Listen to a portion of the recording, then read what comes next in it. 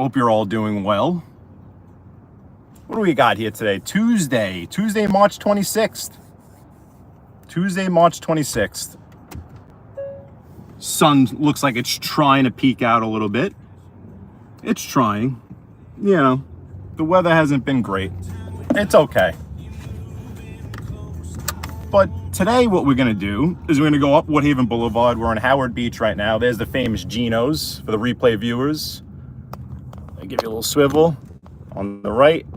You can't see it because of this stupid thing. That's all right, but we're gonna be leaving Howard Beach now anyway. So to all the replay viewers, I appreciate you. It really takes something to go back and watch the replay. It's one thing when you're looking for something to watch and I'm live and the timing works out perfect. But it's another thing to see that you missed the video and go and actually view the replay. So I appreciate it. So anyway, yeah, we'll be going up Woodhaven Boulevard. We're in Howard Beach, Queens at the moment, but we'll be going up Woodhaven Boulevard. Roscoe, how you doing, buddy? We're gonna be going to Glendale, Queens.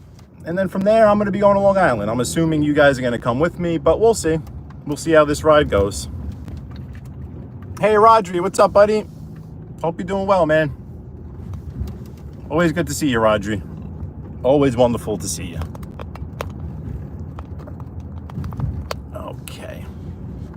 So this is usually where we end, well, you see me end a lot of streams with Bindu. But we're going to start with today. There's a nice little S-Class Benz and a little X3 BMW. Welcome to Howard Beach. It's like a car show. Tommy Stiliano, how you doing, buddy? I heard and took heed to all your advice this morning. I appreciate the kind words. I will try to go live a lot more often to show my gallivanting throughout the day. My destinations today, my destination is going to be Long Island. Well, first, Glendale, Queens. We're going to go up Woodhaven Boulevard to Glendale, Queens. We're going to make a quick... Hey, Muggsy, what's up, Muggs? I'm sorry to hear the news, Muggsy. I'm assuming what I heard is correct. Obviously, condolences. Needless to say. Needless to say. Obviously. If what I heard is correct.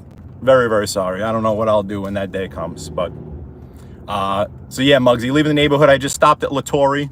I just grabbed some cannolis and some rainbow cookies for my customers. See, I haven't really introduced Lattori to the Jersey customers yet, but my Long Island customers know about Lattori.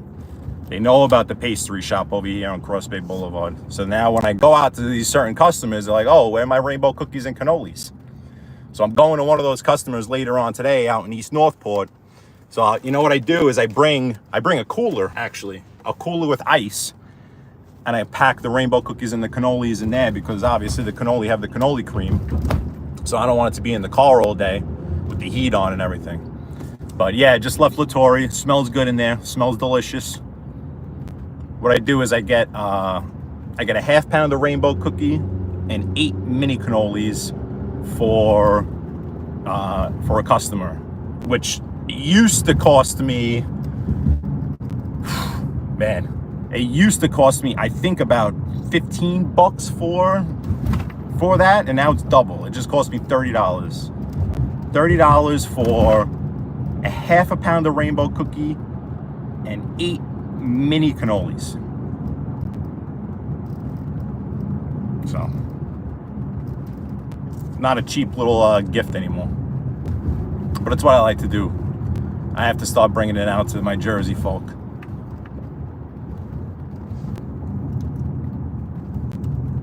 So we're on Woodhaven Boulevard now again, like I mentioned. Gonna go up to Glendale, Queens. Quick stop in Glendale. And then take a ride out to the island, Long Island. Hey, Assassino, how you doing, buddy? With the disclaimer, Assassino with the asterisk. Don't forget that asterisk, buddy. And put a little heat on the feet. A little heat on the feet over here. Hopefully my phone doesn't overheat. See, we don't have much sunlight today. So I don't think the phone overheating is an issue. And look at that. See, I like the quality. See, Tommy, what I'm saying with this, I'm a full advocate of the StreamYard, and obviously whenever I do go back and I know I'm going to be around your areas, like I have to make a trip to a couple of clients in Elizabeth and Newark, like those days I'm going to definitely go on StreamYard. But I always was on StreamYard whenever I would go live, and I always pin the link at the top for anyone to join, Mr. Stiliano. I'm not sure if you're aware of that.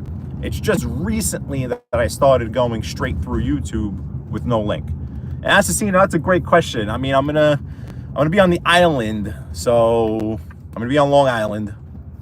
You know, when I'm on Jersey, yeah, yesterday I ended up just grabbing 7-Eleven yesterday when I was in Jersey, just grabbing the boneless chicken wings and a coffee from 7-Eleven and just ate once I got home.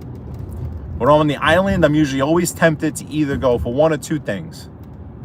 The taco spot in Westbury, Post Avenue in Newton, right by the theater, or my halal spot. Or chicken and lamb over rice, or even last time I did the chicken and lamb, I did it over salad. No rice, just salad, like a big salad. It was delicious. Always. I mean, food is life. Food is life. And again, usually when I'm live is usually when I'm, you know, starting to get hungry. But like I'm not hungry. I'm not hungry yet. I'm not hungry yet. Taco Tuesday, that's true. I didn't think of that. Taco Tuesday. I should get a discount, no? I should definitely get a discount.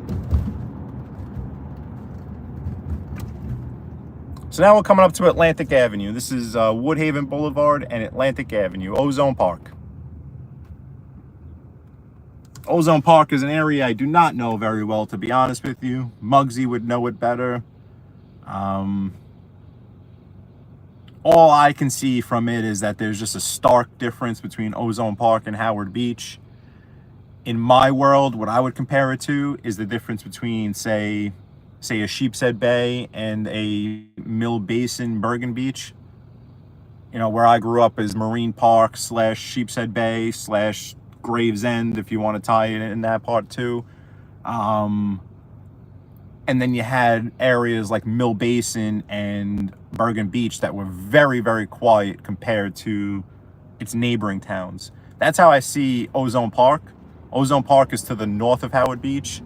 Howard Beach is very quiet and suburban, has one, you know, main road with stores. And then you get up to here just north of Howard Beach into Ozone Park, and it's a completely different ball game. It really is. A whole different vibe. And when they talk about, you know, like neighborhoods changing, I know, you know, this is a discussion I like getting into a lot with, you know, how New York has changed, how it's not the same, blah, blah, blah. You know, comments coming from left field of people that have left, you know, people that haven't lived here in 30 years telling us what New York City is all about. Certain neighborhoods have changed more drastically than other neighborhoods. People forget that the neighborhoods of New York City are each very distinct areas. They've always been. That's been the part of the beauty of New York City, is that you can have one world over here, you can have another world over here, another world over there. Queens in particular is the most diverse. Queens by far is the most diverse borough, the most diverse part of New York City.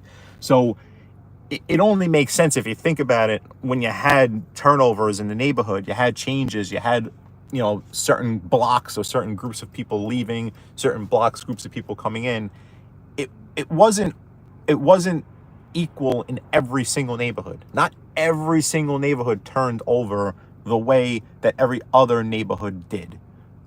An example of that would be, hey, Spirit in the Sky Blue, hope you're doing well. We're in Queens, Woodhaven Boulevard, Ozone Park, Woodhaven, Queens, heading north, and then we're going to head out to Long Island, to the suburbs that I know. Not to Jersey today, over to the New York suburbs, Long Island, Nassau County, maybe a little Suffolk County too. So it should be no surprise, or at least in my opinion. Here's 101st Avenue. This is 101st Avenue. The club was just to the right. 3 blocks to the right was the club, 101st Avenue. In my opinion, each neighborhood didn't change the same exact way. Like, let's just, if you want to put numbers to it, for example, I used this example yesterday when I was live. I used the example of Bensonhurst, Brooklyn, compared to Marine Park, Brooklyn, or even better yet, Rockaway Beach, Queens. Bensonhurst, Brooklyn, if you just want to use an example and put a number to it, I think is very similar to Ozone Park, where you can say that, 80 to 85% of the population that was here in the 90s got up and left and was replaced by a different population. I'm sure you could say maybe 80%. Not every single human being, not every single family, but a very, very good amount, whereas this neighborhood used to be predominantly, Bellamia, how you doing? Lauren, how you doing, baby? How you good? Good to see you. This neighborhood primarily was one sort of ethnicity or type of individual, whereas, I don't know, 80, 85% of it turned over in the past 20 years, if you want to call it, to have a completely different identity. I'd say that happened here. It did. It happened here in Ozone Park. It happened in Bensonhurst. Now, I don't think the same exact ratio can be applied to, say, Howard Beach or Rockaway Beach, Queens. I mean, I know myself, Tommy Stiggs asked me yesterday, how many of the people that I grew up with are still here, or are still around, he asked.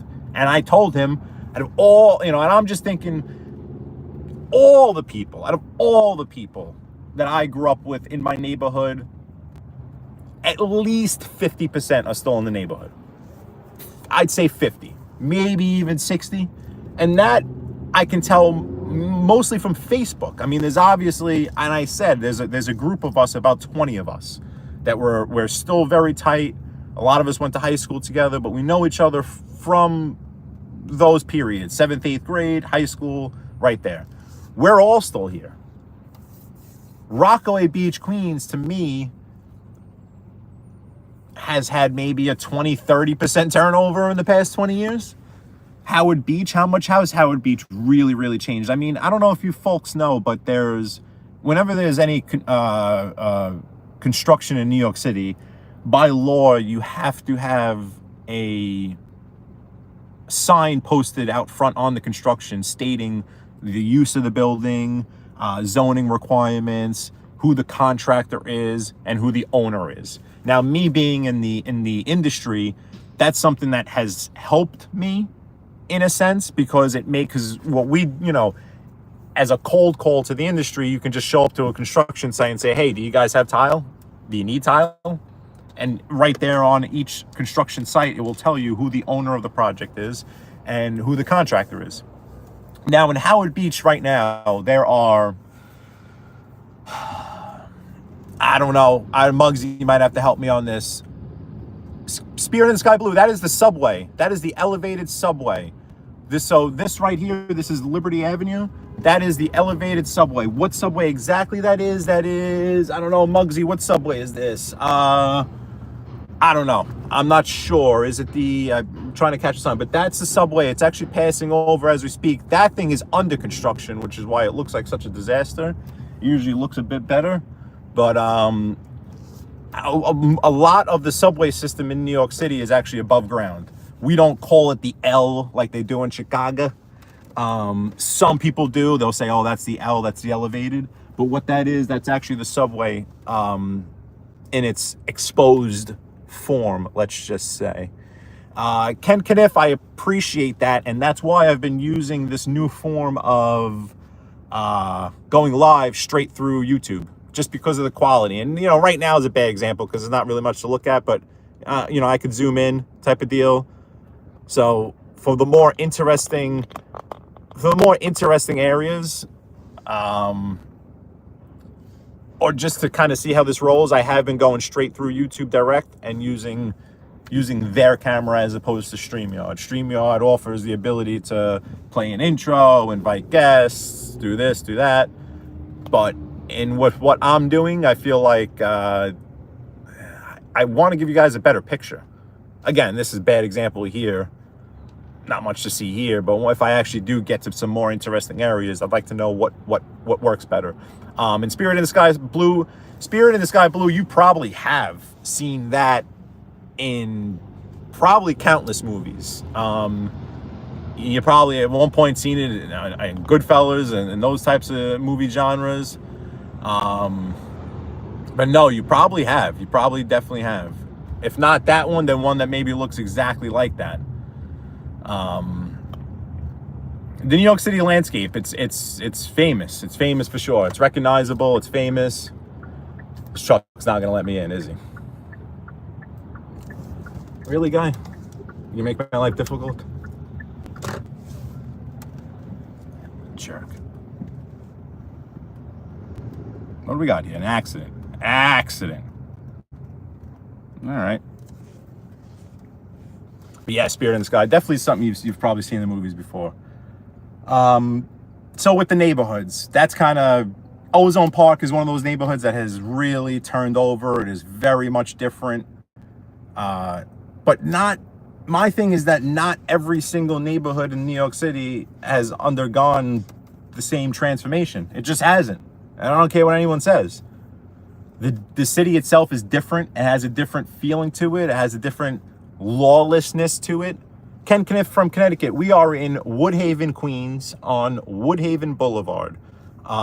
Basically the center of Queens, geographically speaking. We're heading north up Woodhaven Boulevard. We left Howard Beach and we're going up to, the car is just like abandoned there. We're going up to Glendale, Queens, to an undisclosed location. We're here now, passing through Forest Park. This here, like I said, is basically the geographical center of Queens, New York City, the borough of Queens, the most diverse borough.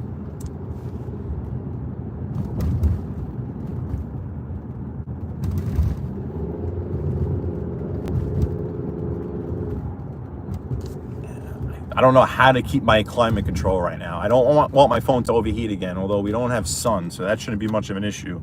It is chilly. I mean, the vehicle says it's 51 degrees, but with no sun, ugh. Chris Trock, Manhattan, the subways are underground, Chris Trock. When you get way, way, way uptown in Manhattan, when you get all the way up there to like, I guess like 116th Street or maybe 125th Street on Park Avenue, the subway will come out and up. But in Manhattan, I think it is 90% underground. In Brooklyn, it's a mix. In Queens, it's a mix. In the Bronx, it's a mix. Some lines and some sections of lines are underground, while other sections and other lines come above ground and go elevated. Brooklyn has a section where it's not above ground, but it's not elevated either. Very strange, like the Q and the B line from Kings Highway up to Church Avenue.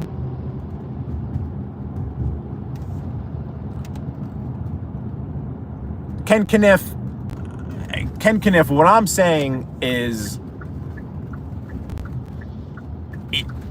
it has been, I will say it has been exaggerated a bit, but there's a different edginess. Look at that BMW truck on the left. What was that? What was that? That was a new XM. Holy crap.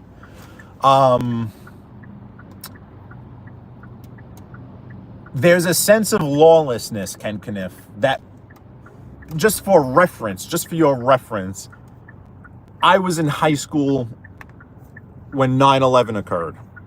So that was kind of my like prime growing, becoming, coming into age, getting a driver's license, hanging around, this and that. In the early 2000s, New York City was known as just an extremely safe city. You couldn't sneeze the wrong way. In 2002, 2003, 2004, you couldn't breathe the wrong way. There was cops everywhere. There was a sense that the city was on this kind of under protection, let's just say. That's the sense that we felt as a kid taking the subway at the age of 16 into Manhattan after 9/11. We felt the city was protected. Now, this is not an anti-cop, pro-cop. It has nothing to do with cops. All I'm saying is the vibe in the city. Without a doubt, And you'd have to be blind not to see it. If you are living here in this city of New York, without a doubt, that all changed in the summer of 2021 or 2020, I guess the summer of 2021. It was brewing, though. It was brewing, a sense of lawlessness in certain areas, though, because New York City always had its, ghettos, for lack of a better term. It always had its very nice areas. It always had its areas like this right here, where this is Glendale. This is not the ghetto. It's not the hood. It's not meant to be dangerous. It's not the highest of highest class neighborhoods in the neighborhood, but you always had a whole bunch of everything in New York City. And if you were just kept into certain areas and not in certain areas, you were fine. You really were. I'd say that's completely different today. And it has been for the past 3 years. There's a sense of lawlessness, and like we're kind of on our own. And that's fine. A lot of libertarians love that feeling. They like the idea of that. You don't see many cops out on the road. You don't see foot patrols. You just don't see them.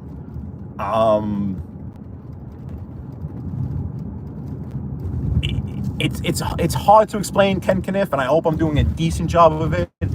It's not gone completely to shit. Like, that's not the case. The city has not gone completely to shit.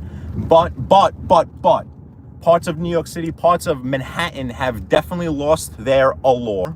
They've definitely lost some of its appeal due to its lack of safety in specific areas, specific neighborhoods, specific spots that when I was growing up, or not too long ago, these areas were perfectly safe. They weren't dangerous. They weren't considered, spots you got to be careful of, where now they are. And it's weird. And there's definitely a sense of a bit of lawlessness. I got to go up and make a whole U-turn back here, disaster back here. So, the whole shoplifting thing, like, yeah, the city's big too. It's such a big city. So yeah, them shoplifting in the middle of Midtown Manhattan, that's Saks Fifth Avenue, is not gonna have much of an impact here in Glendale, Queens. We're worlds away.